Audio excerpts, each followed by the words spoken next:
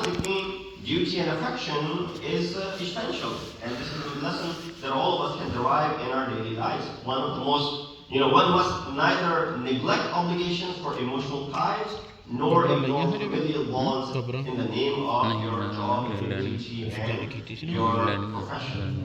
Here, just to give an example, how to balance this, you look at the example in the story of Ibrahim, والسلام, who was commanded to sacrifice his son Ismail, despite his deep love for Ismail, both father and son prioritized the God's commands.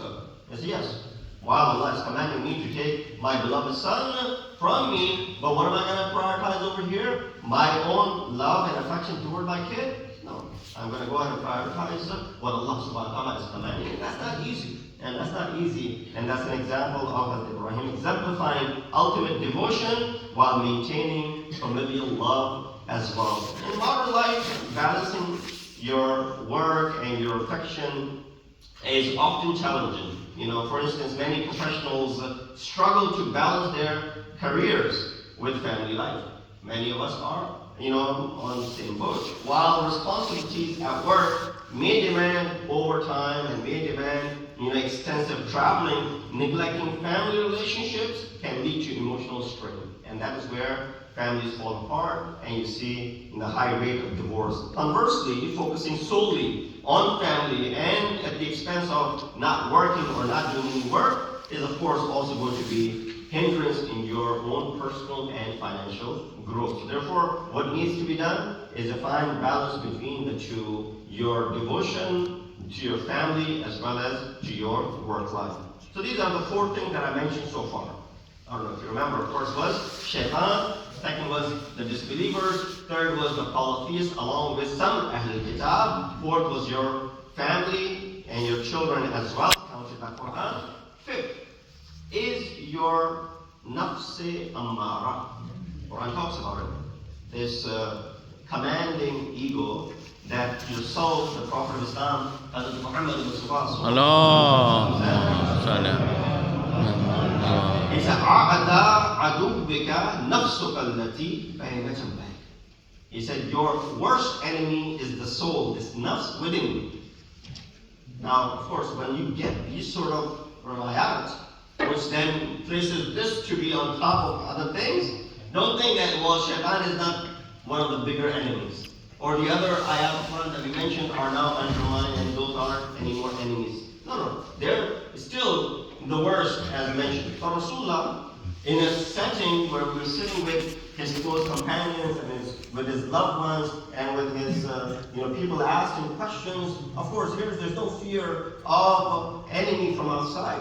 In that setting, Rasulullah is talking about what? He's talking about control your nafs. Because your nafs is your biggest enemy. And at times you can look at it as well. Nafs, when it's not in our control, can lead us to be afraid of all of the other things that were mentioned prior to this one. So Rasulullah said what? Your worst enemy is the soul and the nafs within you. This refers to the inner impulses, as I mentioned, that push a person toward selfish desires and wrongdoing, making a powerful internal enemy that requires constant discipline and control. While it is within us, sometimes it is the most difficult to tame and the most difficult to control.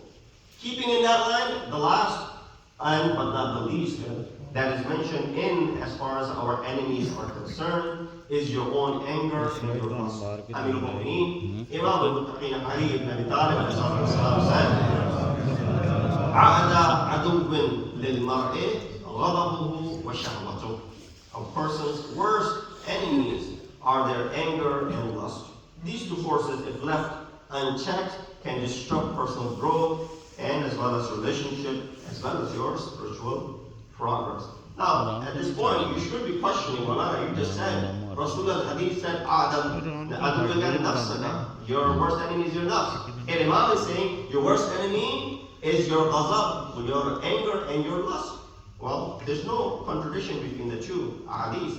The one by Prophet and the one by Imam Ali, what seems like two different things are actually part of the same plan. Nafs, which then of course is governing and running your anger and your lust, all of them are together, therefore there isn't any contradiction. So do it, Muhammad or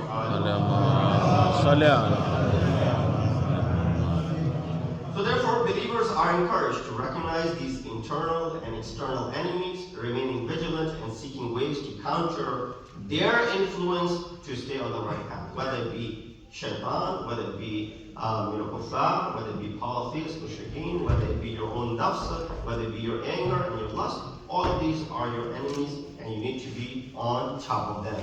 There are some key aspects of the enemies of Islam as described in Quran. Then what is their motivation?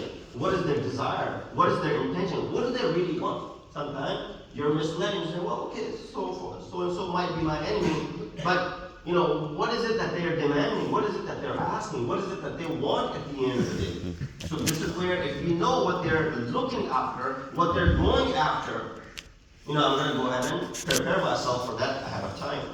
I hate to give examples like this. For example, the World Series is starting today, and so the two teams that are facing off each other, they know, they have studied the tape, they know each other's, greatness, and they know each other's weaknesses as well. They're going to be focusing on those weaknesses so that they're well prepared when the time comes for execution. Here, wouldn't you want to know what these enemies that we just mentioned, what are they expecting? What is their intention? What do they want from us? So if you know what they want, what can we do? We can better prepare ourselves. So here Quran highlights a few things regarding some of these. Keeping Muslims away from khair and goodness. Ayat number 105 from Surah Baqarah says, مَا يَوَدُّ الَّذِينَ كَفَرُوا مِنْ أَهْلِ الْكِتَابِ وَلَا الْمُشْرِكِينَ أَنْ يُنَزِّلَ عَلَيْكُمْ مِنْ خَيْرٍ مِنْ رَبِّكُمْ.